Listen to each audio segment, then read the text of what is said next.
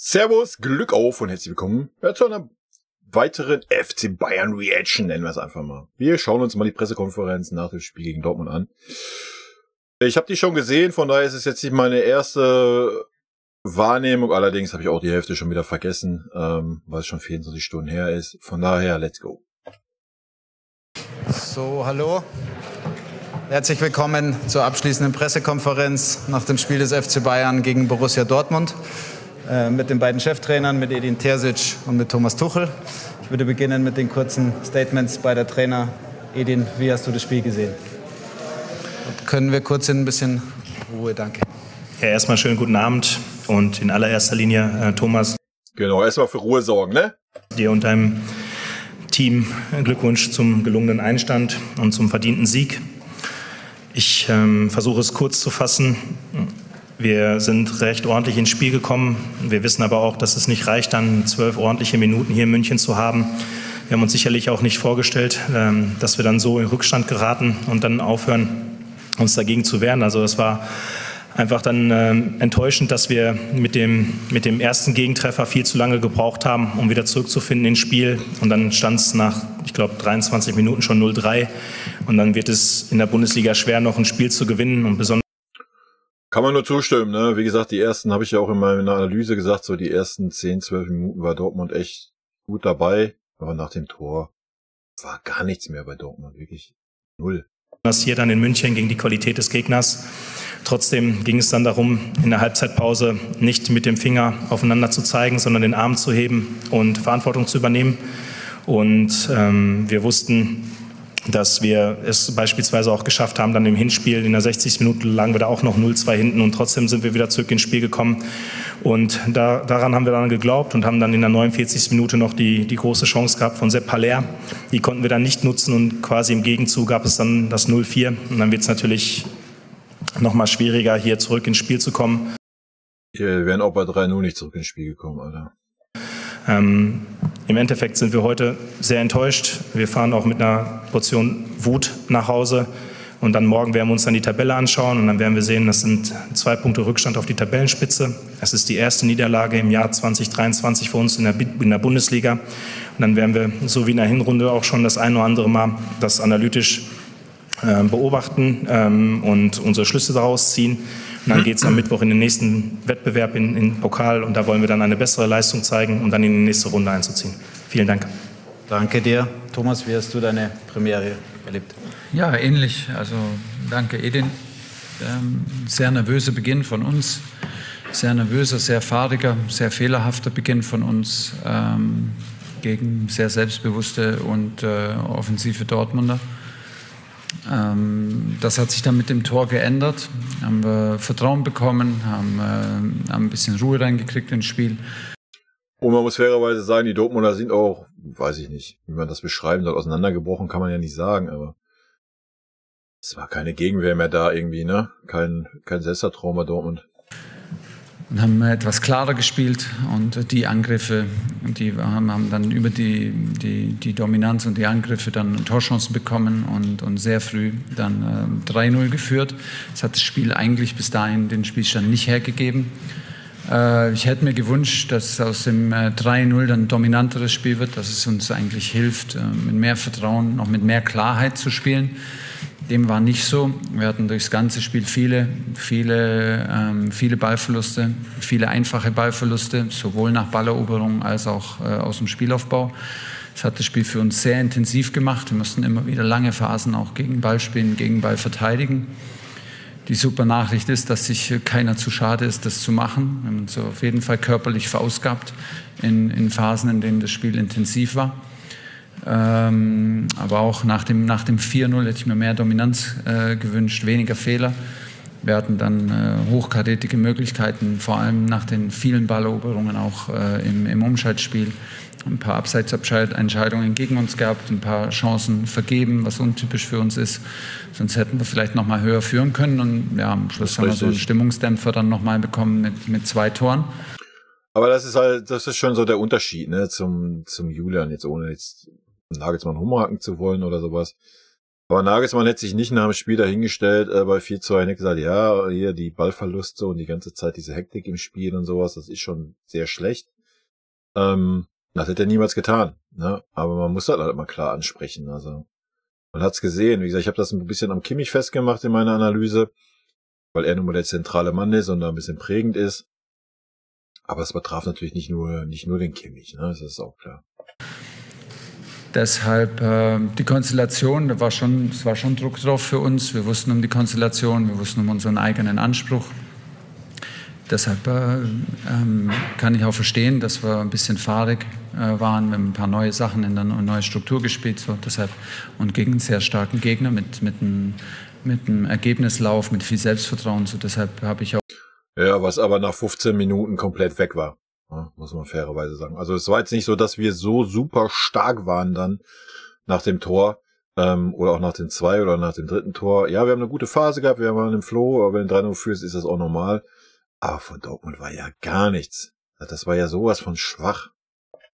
Absolutes Verständnis, dass das nicht alles am Limit war. Wir hatten auch nur 1,5 Trainingseinheiten und trotzdem gibt es Luft nach oben für die nächsten Spiele, die nächsten Tage. Es ist jetzt ganz gut, es ist niemand zu euphorisch. Wir sind natürlich erleichtert, wir sind froh, wir sind auch stolz auf, was wir da auf die Mannschaften, die können auch mit sich sehr zufrieden sein, aber es gibt schon noch was zu tun und das Leben beim FC Bayern ist so, dass es am Dienstag weitergeht und danach am Samstag.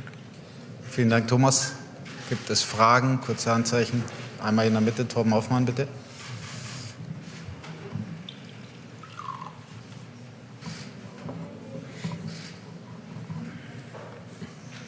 Thomas, war so eine Rückkehr zum, sagen wir mal, 4-2-3-1, was die Bayern ja eigentlich in der Vergangenheit sehr häufig gespielt haben. War das so auch der eigene Impuls oder eben auch so dieses Gefühl aus diesen Gesprächen, die du auch mit den Führungsspielern gehabt hast, dass da auch das Signal aus der Mannschaft kam, ja, vielleicht in dieser Systematik gegen Dortmund spielen zu wollen? Nee, ich habe mit den Spielern viele Gespräche geführt, aber kein einziges über die Grundordnung. Das war unsere Idee, die Spieler in die Räume zu bringen, wo sie sich... Auch hier leider nochmal den Vergleich, ja, zum Nagelsmann, der sich da auf die Pressekonferenz gesetzt hat, auch schon in den ersten Wochen und gesagt hat, ja, Dreierkette möchte die Mannschaft nicht so und wir machen das lieber so und so. Ich habe das abgesprochen mit den Führungsspielern, wie wir denn spielen. Kannst du bei so einer Mannschaft halt nicht bringen, Leute, ja. Ja, wie der Tuchel es gesagt hat, klar führt man Einzelgespräche, aber die taktische Aufstellung gibt der Trainer vor, ja.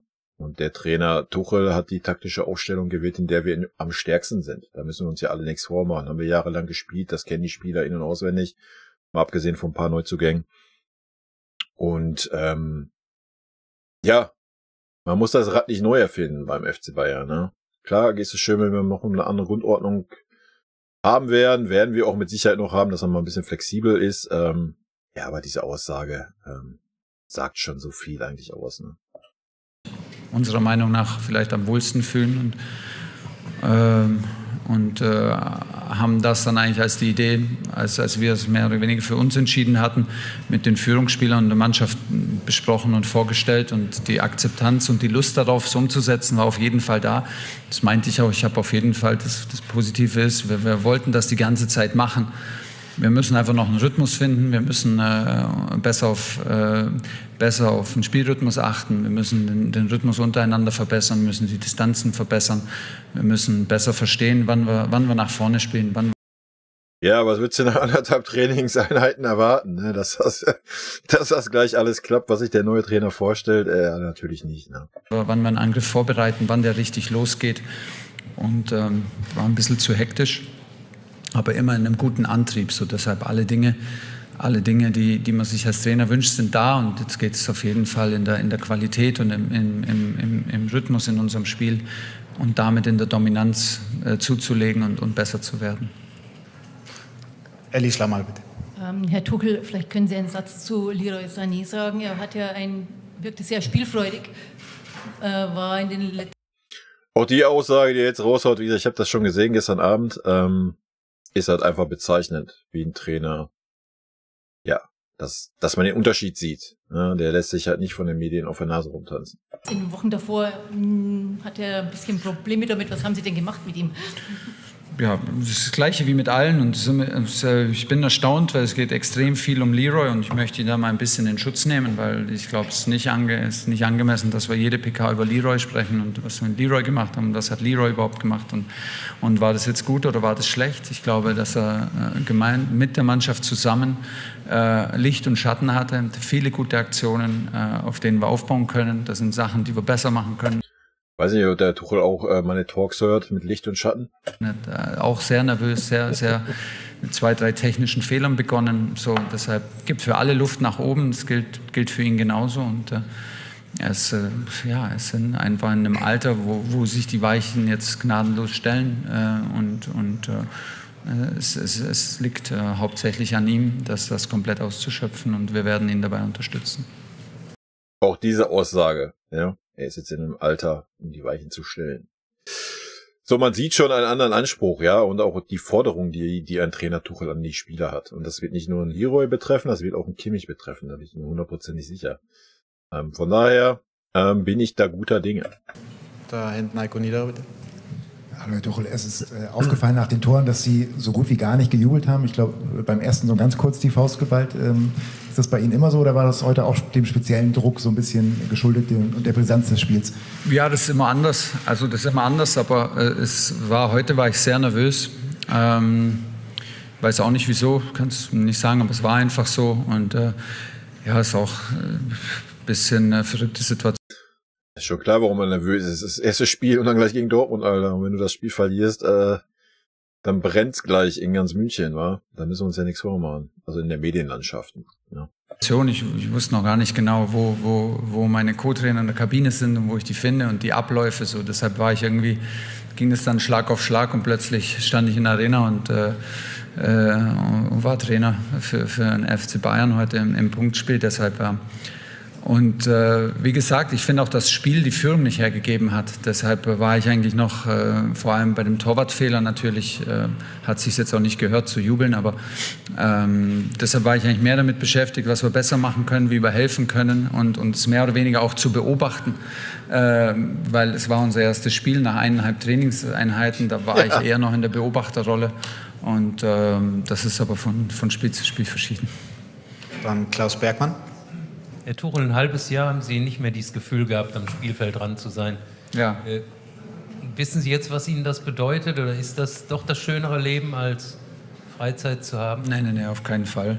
Das habe ich schon gemerkt, das erste Mal, wenn einfach dein Wecker früh geht und du bist um 8 Uhr, 8.15 Uhr, 8.30 Uhr spätestens an der Sebener Straße. Und wissen Sie, es gibt keinen lustigeren Ort als eine Fußballerkabine und ein Trainingszentrum im Fußball. Da ist einfach, da verschreiben sich alle der gleichen Leidenschaft und es ist ein sehr, sehr guter Humor. Deshalb ist das der Platz, an dem man sein möchte und das ist ein großes Geschenk. Und deshalb ist das auf jeden Fall das bessere Leben als zu viel Freizeit.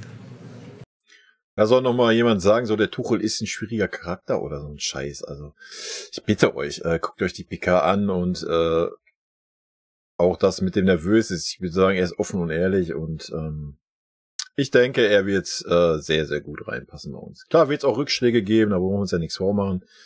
Ist nun mal so im Leistungssport, aber ich denke, man sieht schon, dass es ein anderes Kaliber ist wie Nagelsmann, allein vom Auftritt her, meiner Meinung nach. Ja, und wie gesagt, wir brauchen nicht wieder das Fass Nagelsmann aufmachen, die Diskussion, also habe ich genug zu gesagt. Dann noch der Kollege hier vorne, bitte. Hello, I apologize.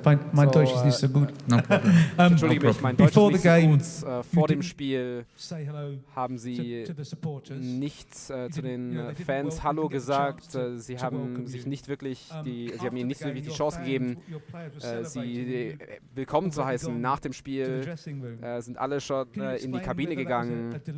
Was war da los? Sich zurückzuziehen? Ist das Ihr Weg?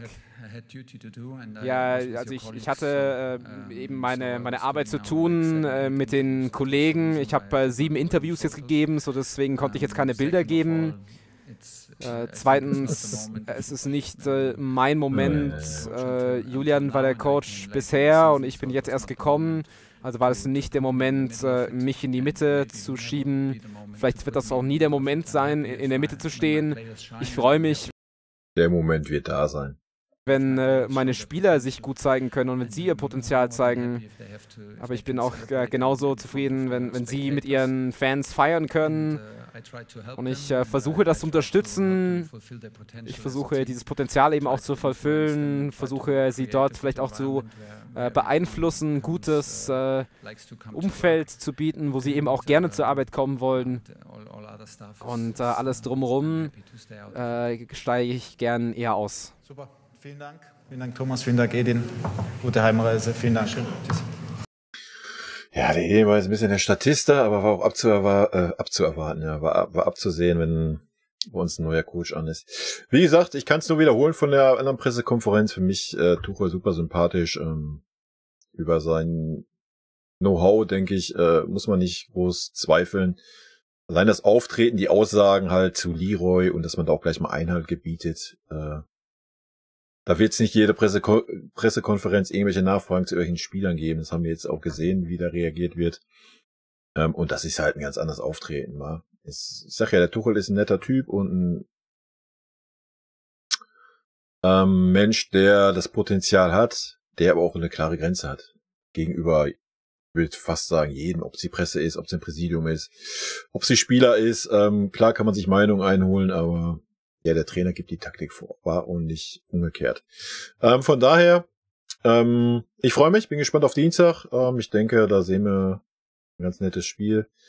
Und Weiterkommen ist natürlich Pflicht gegen Freiburg zu Hause, müssen uns ja nichts vormachen. Und in diesem Sinne, rot-weiße Grüße gehen raus, habt einen guten Start in die Woche und wir sehen uns, hören uns, wie auch immer, am Mittwoch. Tschüssi.